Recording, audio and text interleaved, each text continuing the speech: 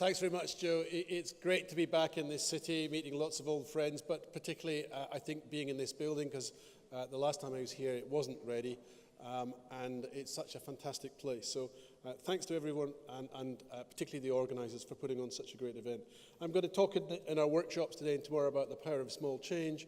Although I'm a practitioner working in many different towns and cities, I'm mainly going to reflect on some of the learning from the Academy of Urbanism, because we study places, particularly leading edge and award-winning places, including, of course, different elements of Derry itself. You'll see some of the places we've studied on the map.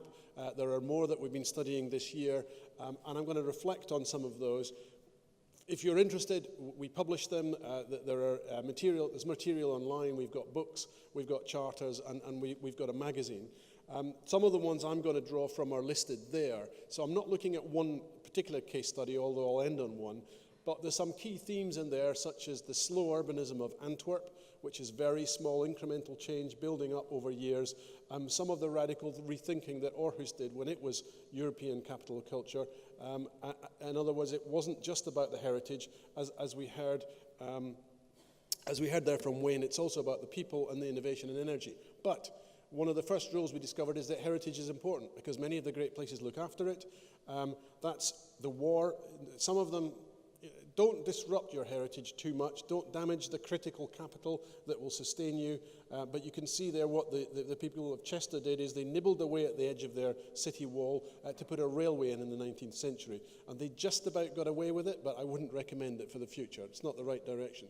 Be inclusive. You have to make things work for local people, populations and business, but also visitors. But it's not an either or. And there is a thing there about being welcoming to visitors, which we know people like Jane Jacobs is a big advocate of.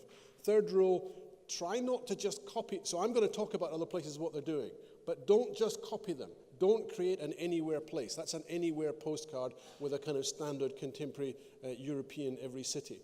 Because you get into this tipping point where you can't get back. You've created this standardized place that's lost its authenticity. We've heard a bit about dancing from Wayne, and here we have dancing in the street, led by the Mayor of Bristol, George Ferguson. They're a great urbanist. But the buildings are important and the heritage is important, but it's the theatre in the street that matters, old and young. I think there are people over 45, but I think there's some under 45 in there too. Our workshop will be looking at some of these key themes in terms of the small elements, and I'm going to start with the first one. Whether we're old or young, particularly if we're visiting new places, we sometimes need information. So one of the key things is, have we got the right information here for people walking, getting around? Is it in the right place? Is it awful? Is it ugly? Is it unattractive? Does it distract? Does it get in the way? We've increasingly got people with mobility problems. We've got older visitors visiting places, often that are quite hilly. We've got more blind people or people with sight impairment. This is a tactile map. Do we need those things for certain people? Do we need to make the place comfortable and inclusive for all? Signing doesn't have to be fixed and permanent. One of the smaller things that can be done is temporary signing that you can move around or just have up for a season or an event. So you've got, is it Halloween coming up? We've seen the advertising. I've just flown in from Liverpool, where, of course, we've got those strong connections, although you can probably tell I don't hail from Liverpool. All the signing is around Derry's Halloween. Big posters, big evidence. Is there something that we put up in the summer or a season or Christmas festival event that helps orientate and celebrate and direct people to events? These are all shown from Paddington in London. But a lot of discussion about millennials and the way people understand and use space. Not everyone gets around using a traditional map or signing. A lot of people get around now, particularly the under 50s, using apps, Google Maps and others. So a lot of the app designers are coming up with things like these penguins. They've been developed in Japan but copied elsewhere, and they're used to attract and draw people to different venues, and they're hugely popular, not just with the millennials, but often particularly with their children. So is there something there that might be worth pursuing? Maybe it's already happening. You can also do signing and orientation through public art, but sometimes it can be attractive, but it doesn't always actually help the signing and orientation and navigation of the place. If you're going to do public art, perhaps do the art for art's sake and make it authentic. So this is around a mill history in Lochee in Dundee. Some of you may know it, know the area or the place, but this is a mill town that was very run down, but they wanted to celebrate the roles of the people who did things there. So it's not simply about the art or the signing, it's also about contribution to the public realm and the street space in a way that's meaningful and authentic. So it's not just dumping something down for the sake of it, although we often see that now around stations and transport infrastructure. Public realm improvements, this is near the main gallery in Cork.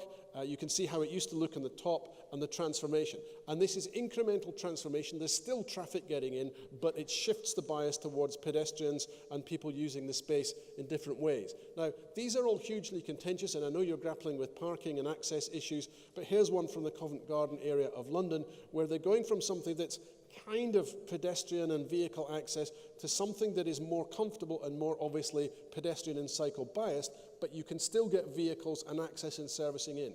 So there is a shift, but you can see that the change in the bollards there and the size and how that space works. And that's the kind of thing that's happening in many places, and that subtle shift. And it doesn't have to be a huge leap to a big expensive scheme. You can do incremental steps. You can see the example of Buchanan Street, which was referred to earlier by Wayne. Buchanan Street, as it used to be when it was first pedestrianised, basically it was painted lines on the street, then it was planters, then it was a cheap scheme, and then it became the expensive scheme that you see on the right.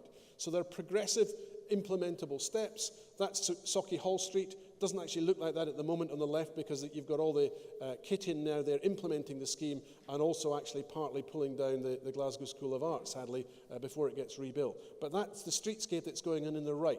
Now, whether you agree with it or not, there is more pedestrian space. The cycling space may cut some of that off, but there's more greenery, it's more comfortable, and they're copying some of the practice from elsewhere.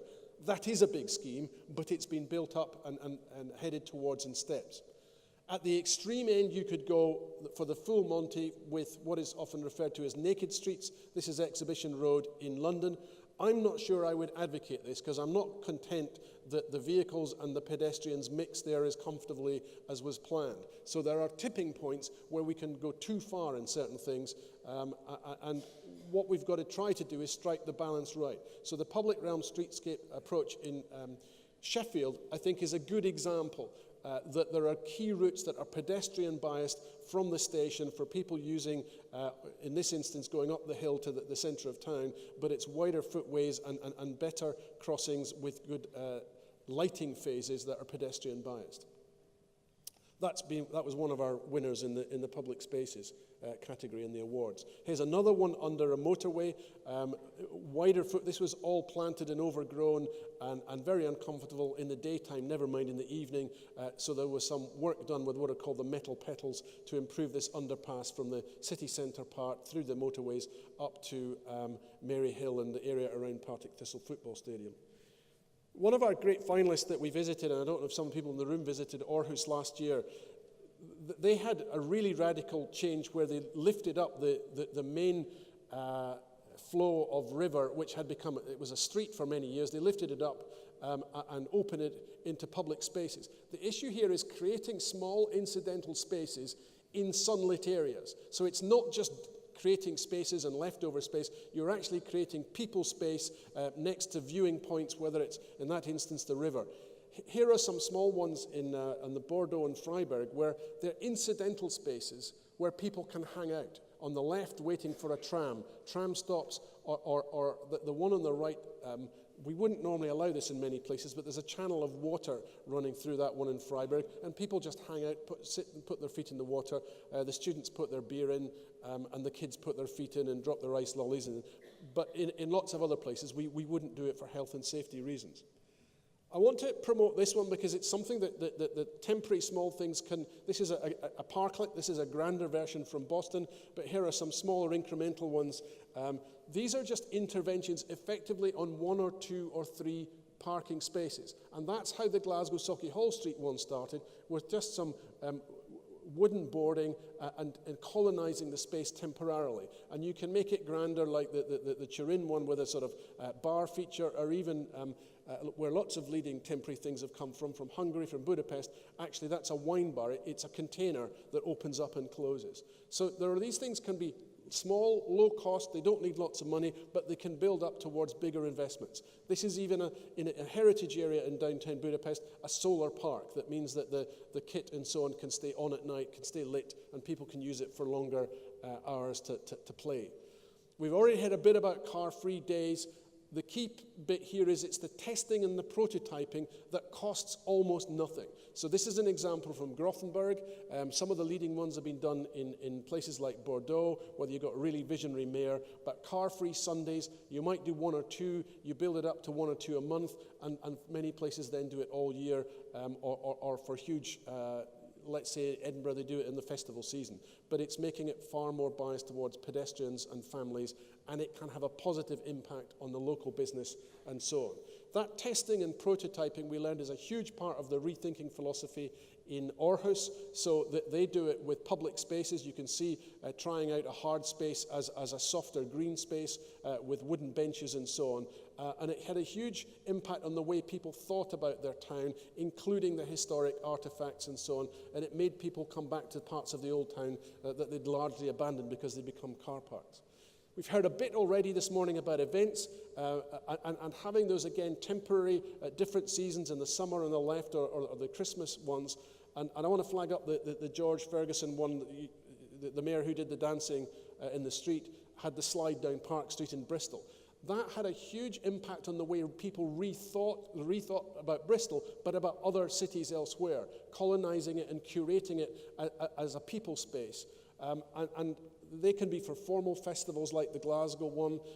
And the big thing is the formality, informality. They do take organisation, but there's a huge amount here about bringing people, old and young, together around food. Local food is very important in terms of authenticity, but also using some of the, let's say, the minority ethnic populations you might have in a city, like Chinese or Asian or African, giving them a chance to display their wares and for people to experience their food and their culture. The aging theme has come through, as well as the youth and millenniums. Grappling with people getting around with different levels is important. And there are key things that we think are important in terms of supporting it. Some of them technology-based, such as the Ewan's Guide, which are reviews that support or advise on how good places are, venues and streets and spaces, and even Bluetooth support for blind people in this instance to help them navigate. It's not just about the place. We've heard it's about people, but it is also about the economy too in terms of the vitality, whether that's £1 or £10 or £100. Some of the places are actually creating their own currency or their own internal gift cards. And then the one on the left is the networking of those businesses, whether in a market context or whether in a high street context, is important. The Malmo one is a business network between large businesses like Saab and small micro ones. And just to reinforce Wayne's point, some of them are also about sharing, making things. And this is a shop in Stirling where the different makers come together and sell their wares, and often doing it quite cheaply. Because it's often about reoccupying space and giving space to people who can't always afford the rent or the covenant of a big shop. Many people are being attracted back. So this, I think, might be a big theme for Derry. Coming back, we've seen, particularly in some of the North European cities, you're getting professionals coming in and putting on demands for new shops and services and creches and things like that. And it can change it, but often it reanimates it, and it can stimulate further investment. And some are even coming together and rebuilding on sites, self-build housing, not just housing by developers and house builders, but they're coming together as groups and clusters, as this example from Edinburgh shows. But it's happening all over the place. So I'm going to close with an example, a rundown part of Glasgow West End, historical buildings and artifacts, but the place was a dumping ground for cars and bikes and on all sorts of rubbish. This place was up for a finalist award by the Academy of Urbanism. It didn't win in the first instance, but other things were then planned to improve it, rethink the bottom end of that space, which adjoins Byres Road, which some of you may have heard.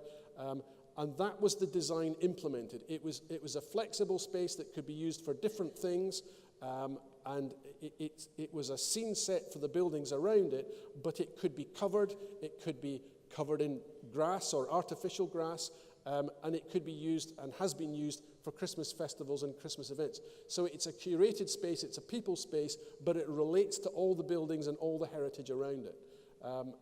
Well worth a visit if you get the chance. It's not finished, it's not perfect yet, but it is transformational. So these small things, if you add them up, can have a big effect over time and build confidence in the businesses and the communities. So taking the idea or the design or the proposition and making it happen, and then building on more ideas, again, as Wayne has been suggesting, and more ideas, particularly if some of those are physically transformational, can have a huge effect, as you see at the left side, on the town or the city or the neighbourhood of the high street.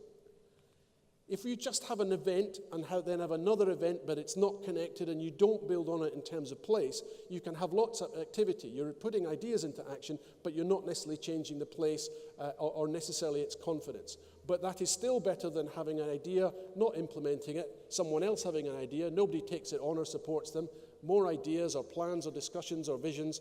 You can see what happens. The place loses its confidence and you actually start running out of ideas. So helping people follow through on their ideas is hugely important, and we're going to be talking about that on whether any of these are useful for Derry and also other ideas that people have got in our workshop sessions. Thanks very much.